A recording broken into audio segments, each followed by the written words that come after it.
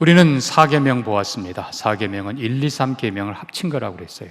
안식일, 하나님을 예배하며 그리고 부모, 이웃 모두가 함께하는 삶. 실은 이 4계명이 제일 중요한 복입니다. 자, 이 4계명은 긍정형으로 되어 있다고 그랬어요. 안식일을 지켜 거룩하게 하라.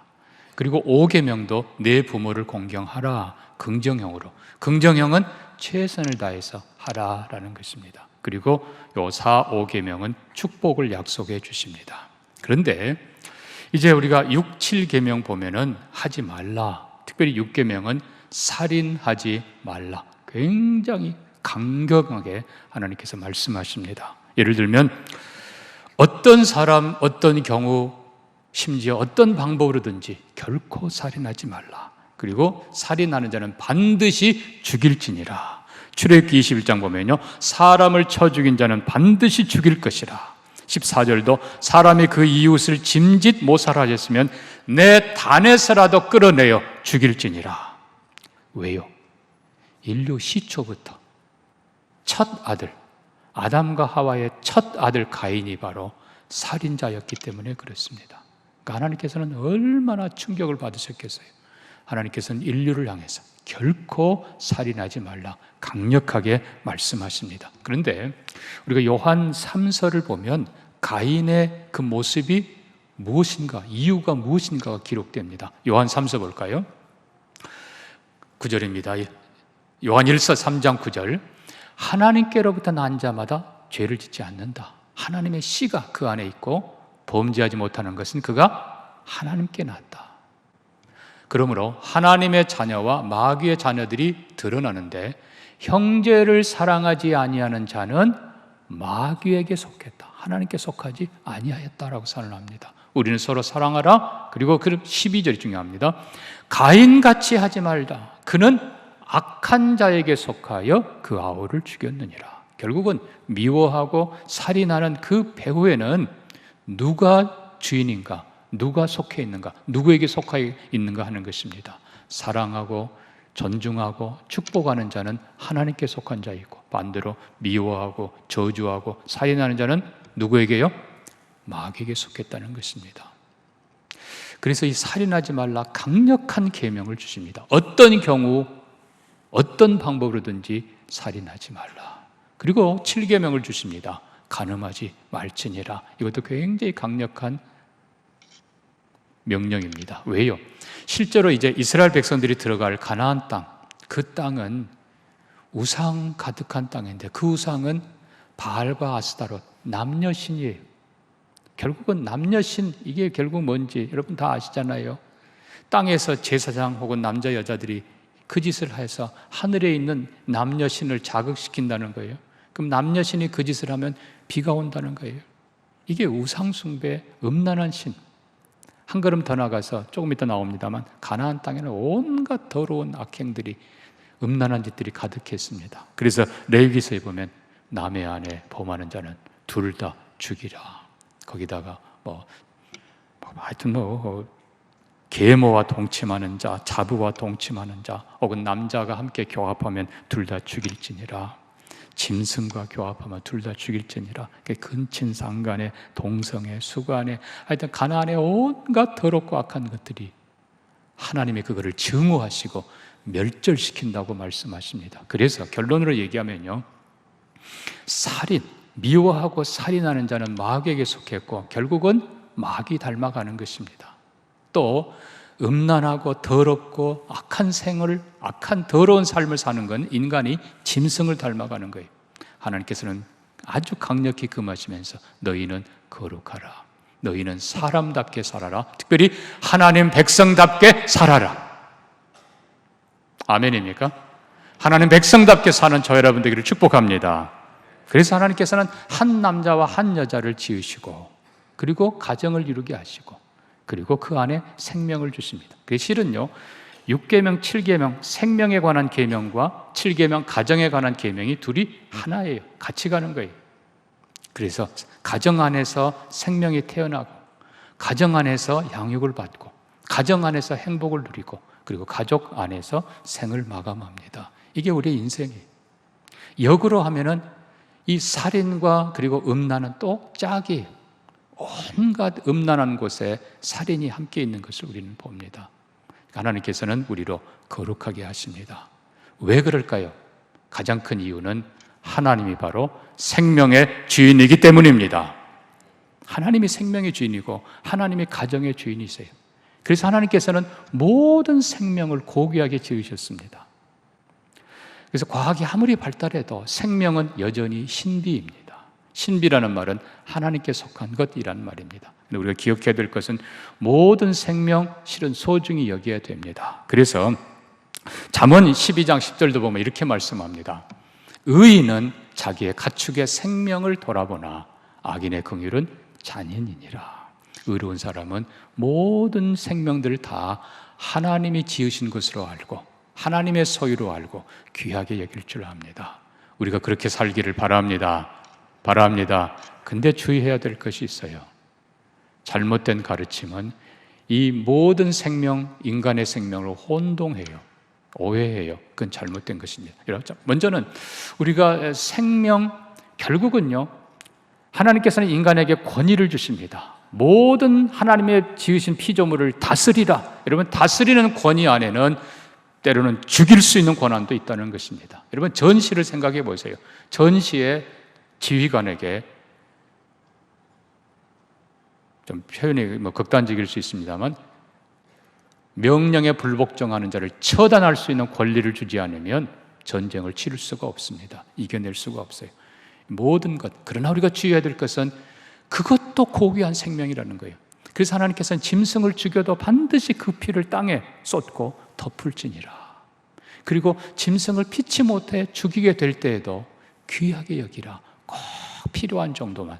그래서 우리가 한 편의 영화를 기억해 보면 늑대와 함께 춤을, 영어 원제는 Dance with Wolves라는 그 영화 여러분 보시잖아요. 거기 보면 거기 인디안들이 버팔로 사냥할 때 그냥 예식을 치르고 여기 뭐 바르고 그냥 그리고 나서는 활로 이 버팔로를 잡는데 꼭 필요한 만큼 딱 잡고 나머지는 다 보냅니다. 그런데 얼마 후 그 영화의 뒷장면 보면요, 백인들이 버팔로를 잔인하게 살해하고 언덕에 그냥 수많은 그 가죽 벗겨진 그 버팔로들이 있는 그 모습 여러분 기억할지.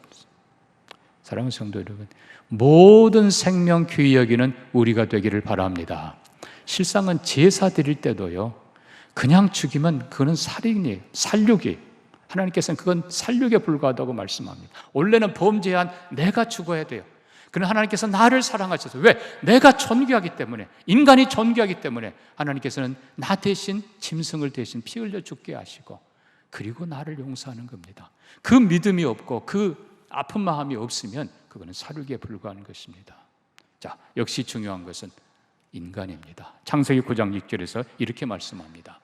다른 사람의 피를 흘리면 그 사람의 피를 흘릴 것이니 이는 하나님이 자기 형상대로 사람을 지으셨음이니라. 여러분, 모든 생명은 고귀하지만 인간만이 하나님의 형상입니다. 미안하지만 천사도 아니에요. 인간만이 하나님의 형상. 그래서 하나님께서는 한 인간을 온 천하보다 귀하다라고 선언하십니다. 그래서 인간의 생명, 인간의 가치가 결코 짐승과 같지 않습니다. 그래서 우리가 조심해야 되는 것입니다. 살생금지, 말로는 아주 좋은 것 같지만 아니에요. 그거는 인간을 모든 생명과 동일시 취급하는 것입니다. 그건 잘못된 것입니다. 마치 진화론이 뭐예요? 결국 인간이 원숭이에서 나왔다는 거예요. 그럼 인간 죽이는 건 원숭이 죽이는 거와 똑같은 거예요. 하나님이 그건 당연히 금하십니다. 인간은 본질상 처음부터 다릅니다. 환생설, 선을 행하고 죽으면 그 다음에 인간이 되고 뭐가 되고, 아니에요. 다 그건 잘못된 거예요. 인간은 처음부터 하나님의 형상입니다. 인간의 DNA, 인간의 본질 자체가 다릅니다. 그래서 인간을 짐승 취급하는 것, 인간을 하나님의 형상 이하로 만드는 모든 것들은 다 잘못된 것입니다. 여러분, 기록에 보면 나치 독일 그 장교들이 혹은 사병들에게 포로 수용소에서 매일 몇 명 죽이라고 할당에 내려온대요. 여러분, 그게 쉬운 겁니까? 사람을 죽이는 것이. 근데 독일 나치는 이렇게 가르쳤다고 그래요. 그들은 사람이 아니다. 그들은 짐승이다. 심지어 유태인들을 향해서 기록해 보면요, 쥐새끼들이라고 불렀어요. 그러니까 결국 유태인 하나를 죽이는 건 쥐새끼 하나를 죽이는 거래요. 그렇게 인간을 천하게 만들었습니다. 우리는 그러나 역사를 보면 살육의 나라, 잔인한 나라, 그리고 음란한 나라, 하나님께서 반드시 심판하시는 것을 봅니다. 우리나라 대한민국은 생명을 중히 여기고 가정을 귀히 여기는 귀한 나라 되기를 바랍니다. 정말 좋은 법은 생명을 존중하고 가정을 세우는 것입니다. 가정이 무너지면 교회 무너져요, 사회 무너지요, 나라, 민족 망합니다. 가정을 존중히 여기는 법이 진짜 법이에요. 가정을 무너뜨리면 모든 것이 다 무너뜨립니다. 우리나라가 정말 생명을 귀히 여기고 가정을 새로 아름답게 세워가는 좋은 나라 되기를 소망합니다. 어떤 교수님이 대학생들, 1학년생들 앞에서 이런 가르침을 했습니다. 주머니에서 옛날이겠죠, 10만 원짜리 수표 딱 한 장을 꺼냈습니다. 딱 꺼내서 학생들에게 갖고 싶은 사람, 그랬더니 다 손을 들었어요. 교수님이 씩 웃더니 막 꾸겨요. 그리고는 그래도 갖고 싶은 사람, 그러니까 그래도 웃으면서 손을 드는 거예요. 이번에는 그냥 꾸긴 거를 그냥 발로 막 짓밟습니다. 그래도 갖고 싶은 사람, 그래도 몇 사람이 손을 들어요. 그때 교수님이 이런 얘기를 합니다. 여러분, 인간이 그렇습니다. 하나님의 고귀한 형상이 비록 구겨지고 비록 짓밟혀도 인간은 하나님의 형상입니다. 인간의 가치는 존귀합니다. 그러나 여러분, 한 가지 기억해야 될 것이 있어요. 그 수표가 구겨져도 여전히 10만 원짜리예요. 짓밟혀도 여전히 10만 원짜리예요. 그러나 갈갈이 찢겨지면 이제는 그 가치가 사라집니다. 불태워 버리면 그 가치가 사라집니다. 즉, 인간은 곧 존귀한 존재이지만 생명이 끝나면 미안하지만 인간의 시체는 짐승보다도 무가치하게 된다는 사실입니다. 그래서 생명이 귀한 것입니다. 인간을 귀하게 여기는 우리 모두가 되기를 축복합니다. 그래서 우리는 정말 인간을 존중히 여기는 것, 좀 이런 표현에서 미안합니다만 사람이 너무 약해요. 실제로 인간이 그럴 가치가 있는가? 하나님의 형상 아니면 그만한 가치가 없는 거예요. 하나님께서 인간을 지으실 때 처음부터 반쪽으로 만드셨어요. 한 남자와 한 여자. 그러나 둘 다 하나님의 형상입니다. 아멘입니까? 아멘이에요? 둘 다 하나님의 형상으로 만드셨어요. 그리고 둘을 한 부부로, 한 몸으로, 가정으로 만드셨어요. 그러니까 결국은 혼자서는 반쪽에 불과한 거예요. 인간은 연약해요. 그러나 하나님께서는, 자, 이제부터 제가 중요한 말씀 드립니다. 제5계명, 6계명, 7계명이 실은 짝이라는 걸 제가 말씀을 드립니다. 인간은 연약하지만 부모와 함께 있는 자녀들은 강합니다. 형제와 6계명, 형제와 함께하는 사람들은 강합니다. 형제가 함께하면 강합니다. 제7계명, 가족이, 부부가 한마음 한뜻 되었을 때 강합니다. 하나님께서는 창조의 목적을 실현해 가도록 거룩한 능력을 주십니다. 인간이 너무 약해요. 인간은 며칠 굶으면 그냥 죽어요. 숨 쉬는 것 오래 참기 하면 물속에 들어가 아마 사람이 제일 꼴찔 거예요. 인간이 제일 약해요. 어떤 사람이 독사를 잡아가지고 술에 담궜다나요? 그리고 한 6개월, 7개월 돼서 어떻게 못했나 뚜껑을 여는 순간 간 거예요, 그 사람이. 그렇게 짐승들은 오래 살아요. 그래서 중요한 것 제가 두 가지 말씀드립니다. 첫째는 하나님께서는 우리가 반드시 함께 하기를 원하십니다. 그래서 부모를 공경하며 부모와 함께 있을 때 부모의 지혜, 자녀의 용기 함께 있습니다. 이게 잠언의 말씀이에요. 형제가 연합하면 이게 바로 축복입니다. 시편 133편에 형제가 연합하여 동거함이 어찌 그리 선하고 아름다운고 거기서 여호와께서 복을 명하셨나니 곧 영생이로다. 형제가 연합하는 것, 세겹줄은 끊을 수가 없다. 쉽게 끊을 수 없다. 그리고 부부가 함께하는 것, 서로 존중하며, 여러분 이게 최고의 행복이고 최고의 축복입니다. 그래서 어떤 분은 이런 글을 써놨습니다. 함께라서 아름답지 않은가? 하늘이 있어 바다가 아름답고, 땅이 있어 산과 들이 아름답고, 나무가 있어 그늘이 시원하고, 잎이 있어 꽃이 아름답지 않은가? 네가 있기에 내가 웃고, 내가 있기에 네가 함께하니, 우리 모두는 함께 서로 든든한 가족이라. 언덕에 기대어 흐르는 강, 하늘에 기대어 논이는 흰 구름, 그리고 공기에 기대어 숨쉬는 모든 생명체, 우리는 함께 산다. 우리 교회도 누군가에게 기대고 나누고 손잡고 서로에게 기대어 줄 언덕이 되어주기를 원합니다. 이게 가정이고 이게 교회예요. 근데 여러분 더 중요한 게 있습니다. 자, 부모 공경 5계명, 생명 사랑, 이웃 사랑 6계명, 가족 부부 사랑 7계명. 결국 이 3계명을 여러분이 자세히 들여다보십시오. 내 부모를 공경하라 명하신 그 하나님의 계명. 하나님께서 이렇게 말씀합니다. 눈에 보이는 부모를 섬길 줄 모르면 어찌 보이지 않는 하나님을 섬길 수 있는가? 결국은 부모를 공경하는 그 배후에 보니까 육신의 아버지, 어머니 배후에 누가 계신다고요? 영혼의 아버지가 계셔요. 여러분, 부모 공경이란 계명을 주신 그 하나님께서 부모를 공경하는 자에게 그 배후에 진짜 영혼의 아버지 하나님이 모든 복을 내려주십니다. 제6계명 살인하지 말라. 형제를 미워하지 말고 형제를 사랑하라. 그 계명의 배후를 보면 생명은 피에 있다고 했는데 가장 고귀한 피, 그리고 그 형제를 위해서 생명 내어준 예수 그리스도가 그 뒤에 서 계십니다. 가정, 거룩한 삶, 깨끗한 삶. 우리는 힘들어요. 그렇지만 그 뒤에 성령님께서 도와주십니다. 우리로 경건한 삶, 거룩한 삶을 살도록.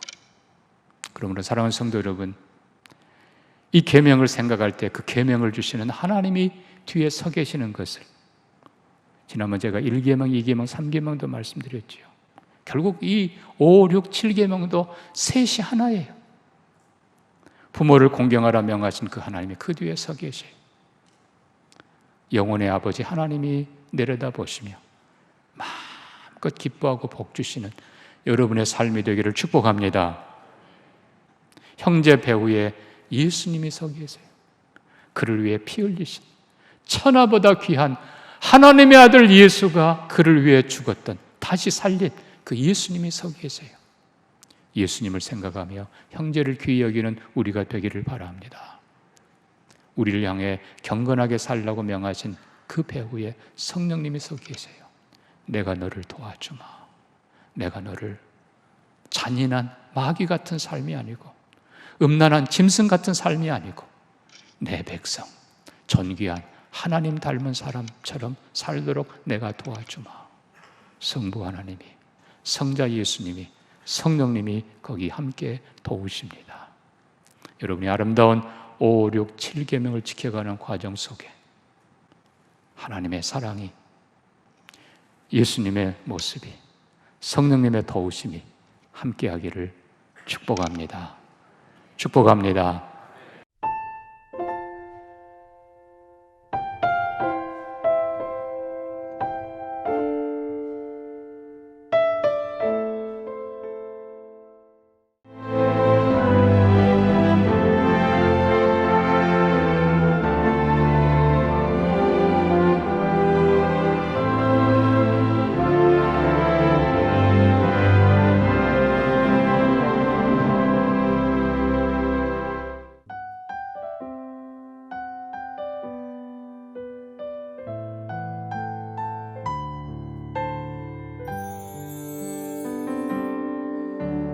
표현 못해도 나 표현하리라. 다 고백 나 고백하리라. 다 할 수 없어도 나 알아가리라. 다 닮지 못해도 나 닮아가리라. 다시 한번 다 표현 못해도 다 표현 못해도 나 표현하리라. 다 고백 못해도 나 고백하리라.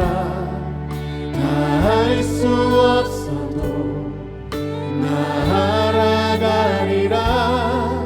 다 닮지 못해도 나 닮아가리라.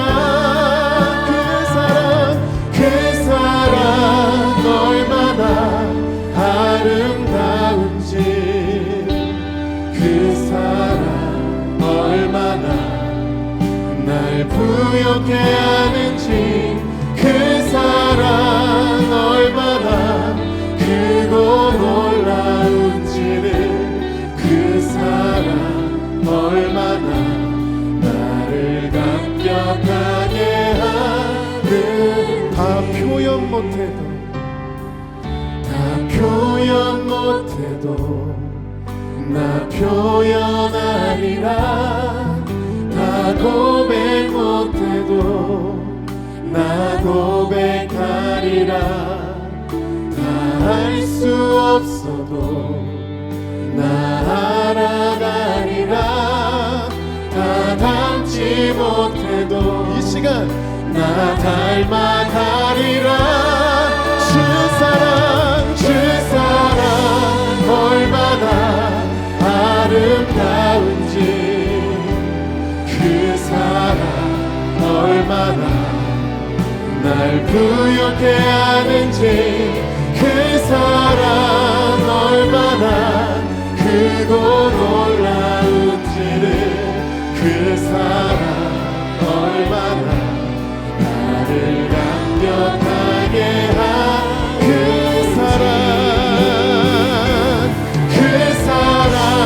얼마나 아름다운지, 그 사랑 얼마나 날 부욕해 하는지, 그 사랑 얼마나 크고 놀라운지를, 그 사랑 얼마나 나를. 우리 십자가의 사랑을 기억하며 그 사랑 얼마나 아름다운지, 그 사랑 얼마나 날 부욕해 하는지, 그 사랑 얼마나 크고 놀라운지를, 그 사랑 얼마나 나를. 우리 그 감격을 가지고 다시 한번 선포하며 그 사랑, 할렐루야. 그 사랑 얼마나 아름다운지, 그 사랑 얼마나 날 부욕해 하는지, 그 사랑 얼마나 크고 놀라운지를, 그 사랑 얼마나 나를 감격하게. 그 사랑 얼마나, 그 사랑 얼마나 나를 감격하게 하는지.